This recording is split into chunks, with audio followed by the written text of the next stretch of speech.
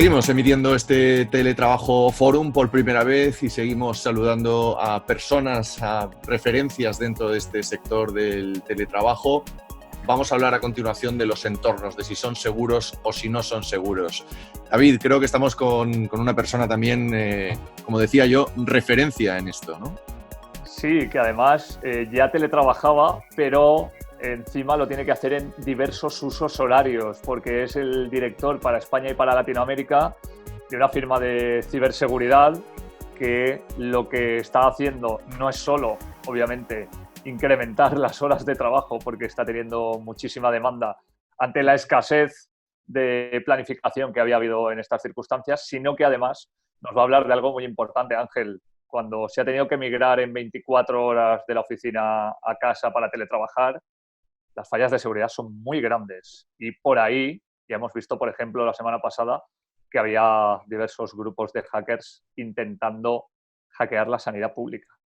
Pues esto puede pasar también en las empresas. Así que creo que es fundamental que las compañías y los freelance empiecen a ser conscientes de cómo deberían tener sus equipos configurados y a qué wifis se pueden conectar y a cuáles no, para que esto funcione de la mejor manera posible. Jorge Hurtado, muy buenas tardes. ¿Qué tal? ¿Cómo estás? Hola, ¿cómo estás? Encantado de estar por aquí. Quería preguntarte, como lo estamos haciendo con todos los que estáis participando en este primer Teletrabajo Forum, por el momento actual que estás viviendo. Esta situación de confinamiento, este estar en casa, el no poder salir, en tu caso concreto, tanto a nivel personal como profesional, ¿cómo estás viviendo esta situación? Bueno, para mí es muy interesante. Mi labor es como vicepresidente de ventas para Latinoamérica, para una empresa canadiense y además para España y la zona de España, Portugal, también cubrir esta área. Entonces me toca debatirme en varios tiempos horarios, desde Canadá, que para mí ahorita son menos 8 horas, a España y Portugal, ¿no? Tengo que cubrir un uso horario bien importante. Entonces, ¿qué pasa? Yo vivo en el sur de la Florida, cerca de Miami, cubro Latinoamérica y cubro España. Entonces, de repente me encuentro en esta situación acá en España en el que tengo que decidir qué hacer. Quedarme en España, irme a Latinoamérica, irme a Estados Unidos, muy difícil. ¿Qué decidimos? Quedarnos en España. Sentimos que culturalmente España, su sociedad está haciendo cosas importantes. Nos parece que los ciudadanos españoles están siendo muy responsables sobre este tema. En la zona que vivimos acá en España, las personas están en completo confinamiento, vemos pocas personas en la calle y si las vemos es andando sus mascotas o yendo al supermercado. Nos parece que hay una responsabilidad civil bien importante. Cosa contraria que estamos viendo en otros países, tanto de Estados Unidos como de Latinoamérica, donde todavía las reglas, las normas, la ciudadanía todavía no termina de entender la importancia de mantenerse confinados y evitar la propagación de este virus. Entonces, desde ese punto de vista, lo estamos viviendo, estoy en la mitad, estoy entre Europa y América. El corazón partido. Así es. Así es. Tripartido, diríamos, ¿no? Sí, mi campaña ha sido constantemente pedirle a las personas que estén en casa y colaborar con las compañías, con las empresas, con los gobiernos, a que tengan las políticas de seguridad adecuadas para todo este tema de teletrabajo. El tema es serio. Además, que después se deriva un tema económico bastante importante, por lo cual simplemente estamos comenzando en la ola. Todavía la ola no ha estado en la posición más alta, en lo que desde mi punto de vista refiere. Jorge, es muy importante el tema de la ciberseguridad y normalmente no lo aplicamos hasta que no nos toca, ¿no? ¿Quién eso está pidiendo más asesoría? ¿Las empresas, los gobiernos, los particulares? Porque aunque la gente crea que sí que había una preparación, creo que se sorprendería muy negativamente de la escasísima preparación que hay y de las enormes fallas que ahora mismo se pueden encontrar en cualquier sistema. Sí, mira, es cierto. O sea, yo tengo en el mundo de la tecnología un poquito más de 20 años en el lado de ciberseguridad, cercano a 12, 14 años, debo estar allí. Y dentro de todas mis reuniones, tanto en conferencias, en charlas, frente a clientes, frente a socios de negocio, hay una sola pregunta con la que inicio siempre. ¿cuántos dispositivos tienes en tu organización? Y la respuesta casi que automática es, tengo 3.000, tengo 2.000, tengo 550. Siempre son números cerrados. Después que me dan ese número cerrado, siempre pregunto, ¿estás seguro? La respuesta empieza a ser titubeante. No, bueno, es que no son 5.000, yo creo que son como 5.000, tal vez son un poquito más, tal vez un poco menos. Digo, pero dime un número. ¿Cuánto tiempo te toma este número? ¿Dónde tienes este número? Bueno, tenemos sistemas que nos recogen cuando los usuarios entran y salen y tal. Y la verdad, en mis 10 años nada más en la parte de seguridad de endpoints, no sé, yo habré escuchado 5 empresas, 10 empresas que tienen completo control de su inventario de endpoints. Endpoints para nosotros son laptops, desktops, tabletas, celulares. ¿Sí? Y la verdad, no llegan a ser 10 empresas, las que yo conozco, que te pueden dar con seguridad cuál es el número exacto de eso. Entonces, allí comienza el problema. Y esto era antes de la pandemia y antes de todos estos asuntos. Si no tienes control y visibilidad sobre los dispositivos, ¿qué políticas de seguridad realmente puedes ejercer?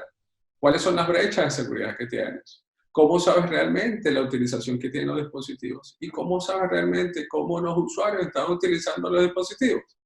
Aunque suene redundante a lo anterior, tienen su diferencia. Entonces, eso en particular ha sido uno de los grandes problemas. Las empresas no han estado preparadas. Cuando hablas de seguridad de información, usualmente las empresas pasan a pensar que la seguridad de información está dentro, tener seguridad en la red corporativa, por lo cual tienen grandes inversiones en los data centers, en las bases de datos, en los servidores, en las redes, en los enrutadores, en los switches. Pero cuando vas al tema de endpoint, casi siempre las empresas se están tornando hacia el dueño o la persona que administra los endpoints. Quiere decir, los gerentes de infraestructura o IT, que siempre tienen que estar estirando un presupuesto para comprar mayor cantidad de dispositivos al mejor nivel, a la mayor capacidad para entregarse a los usuarios. Entonces ahí empieza a ver cómo no estuvo preparada o cómo no está preparada nuestras compañías para sostener este tema. Lo que deduzco de tu exposición, Jorge, es que efectivamente no existe una cultura con respecto a la seguridad. No somos conscientes, la sociedad en general, las empresas, los trabajadores, de esa sobreexposición a la que estamos, ¿no? Y que hemos bajado las barreras de nuestra información, de nuestra intimidad, de nuestro pasaporte ID, de todas esas cosas. Creo que no existe esa cultura, por lo que dices, ¿no? No, de hecho, en mi caso, vuelvo a hablar de mi experiencia. Hablando con clientes todos los días. Cuando viene aquí en Europa, en España o en América, tú empiezas a hablar de cumplimiento de política de seguridad de datos, todo el mundo sabe que hay una política. Cuando le preguntas cómo es la política, cómo se vive o se come la política, no tiene la menor idea. Entonces empiezan a debatirse entre temas de presupuesto, de que no tienen recursos humanos, no tienen los recursos preparados, etc. Y la verdad es que la tecnología está allí. En el caso nuestro, desde Absolute, nuestra tecnología viene en 2 billones, con B, billones de dispositivos, ya viene allí, nada más tienen que encenderla. Entonces hay los antivirus, antimalwares que ya existen, o sea, existe una serie de tecnologías que la verdad está allí para ser implementada, pero cada vez que empiezas a hablar de estos temas, el gerente de tecnología se debate entre todas las tareas todos los apagafuegos que tengo que pagar, todo el presupuesto que tengo que manejar, los recursos que no tengo humanos, los recursos financieros que no tengo, y bueno, empiezan y sin contar que el 40% en la industria está buscando un nuevo empleo. Entonces hay una rotación de personas increíble y las tareas no llegan a cumplirse. Entonces la desprotección es total. Yo les puedo dar muchísimos ejemplos, pero nada más que a nivel de gobierno, a mí me gustaría preguntarle a los responsables de todo este tema de tecnología, ¿cuántos dispositivos cuenta el gobierno? Llevan un inventario, un control, una visibilidad de todos los dispositivos que tiene el gobierno. Tienen controles y saben que todos los dispositivos que tiene el gobierno están realmente con los últimos parches del sistema operativo, con las últimas versiones de los antivirus, con las últimas versiones de los antimalwares, con el cifrado que tienen que tener, con controles de borrado o de bloqueo del dispositivo en caso de pérdida o robo, ¿realmente cuenta con eso? Usualmente la respuesta en el 99% de los casos es que no tienen.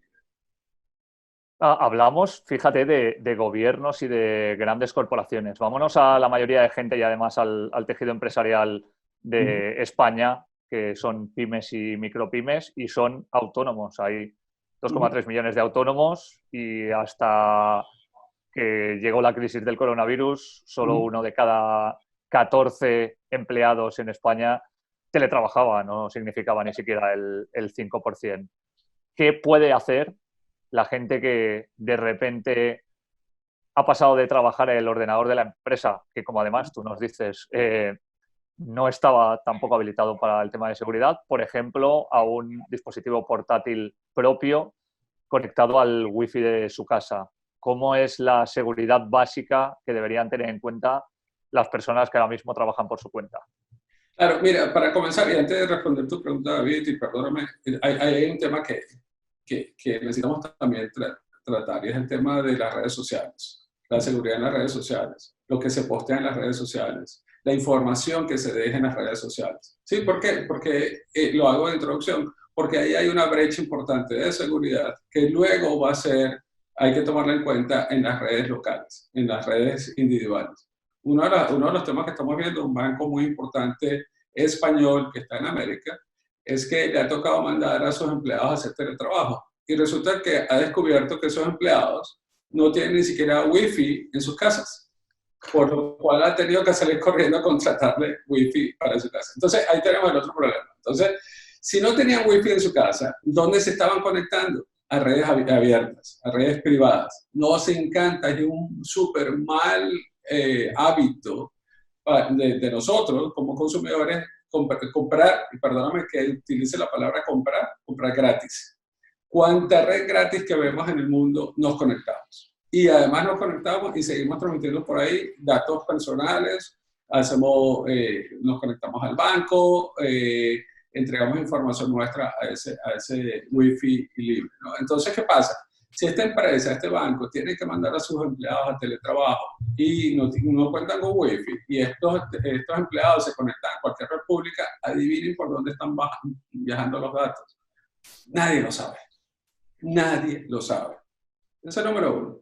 Y supongamos, para ponerlo el tema más neurálgico, supongamos que ese empleado tiene que utilizar tarjetas de crédito de otra persona, o procesar información de tarjetas de crédito, o procesar información privada de los contribuyentes o clientes, o sus clientes. O sea, la información nadie sabe dónde está. Y esa es la segunda crisis dentro de esta crisis.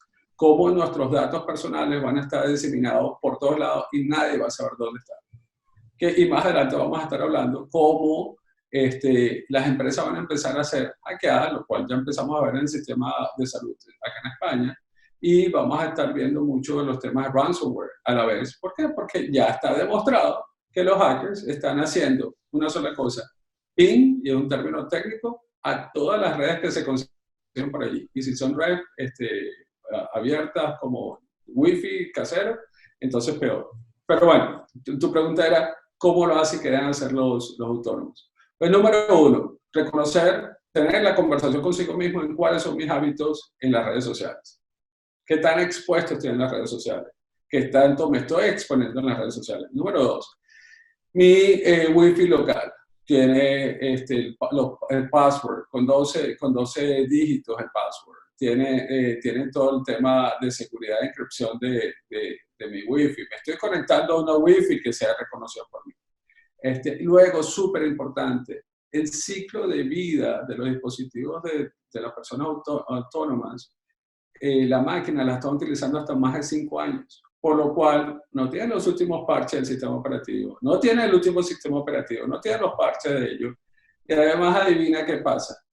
Cuando en esas máquinas que tienen 3 a 5 años, que ya les tienen montado 500 tipos de agentes, 500 tipos de productos, de aplicaciones, de aplicativos, entonces no tienen el último antivirus, no tienen el último anti-malware. ¿Por qué? Porque me cuesta dinero porque me baja la velocidad de mi dispositivo, porque ya no me permite ver Netflix en mi dispositivo, y una serie de cosas que deja de proteger a la máquina.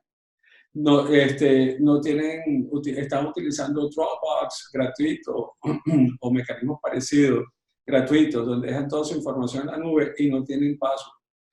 Peor aún, hoy por hoy nosotros tenemos el Wi-Fi de casa donde conectamos los sensores de temperatura del hogar, el teléfono, el computador, el televisor, audios, y esos son otros puntos, otras brechas de seguridad que estamos teniendo dentro de nuestro propio Wi-Fi. Conclusión, tenemos que prestarle atención a nuestra red en casa y luego cada uno de nuestros dispositivos tenga los elementos de seguridad adecuados.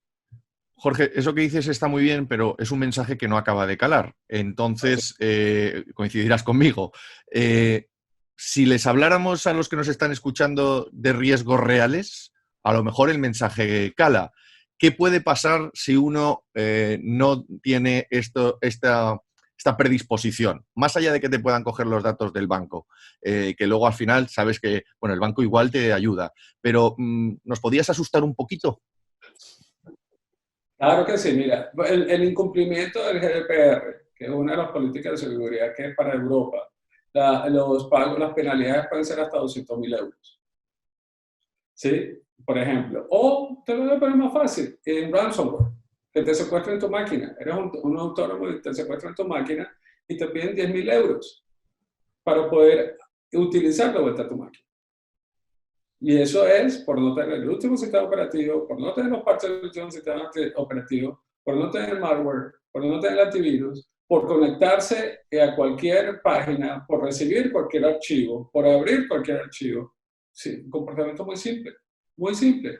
Puedes estar perdiendo tu negocio completamente confinado, ahí sí de verdad confinado, a través de un ransomware que nunca vas a poder pagar, o penalidades muy altas, y peor aún, cosas tan simples como te pueden utilizar tu cámara y grabarte mientras que tú estás trabajando y luego utilizar esa información para ir en contra de ti en las redes sociales.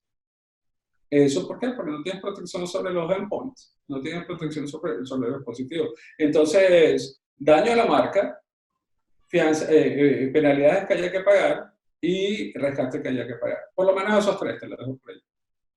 No está mal, ¿eh? No está mal para asustarse un poco.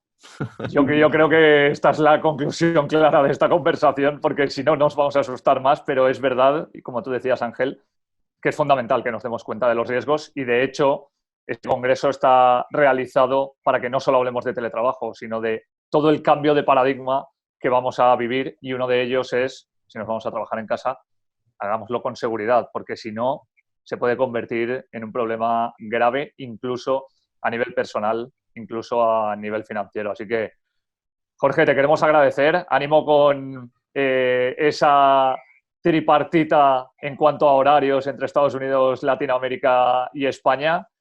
Y ojalá muy pronto puedas retornar al lugar en el que vives, y si no, ya sabes que en Valencia se vive muy bien, así que tampoco hay que hacer demasiados esfuerzos por marcharse, ¿no? Adoro España y adoro Valencia, la verdad que muchas gracias a ustedes españoles por traerme acá, la verdad que me han hecho sentir en casa y para mí mi corazón está aquí también. Jorge, muchísimas gracias y que pases y acabes de pasar un buen día. Tú también.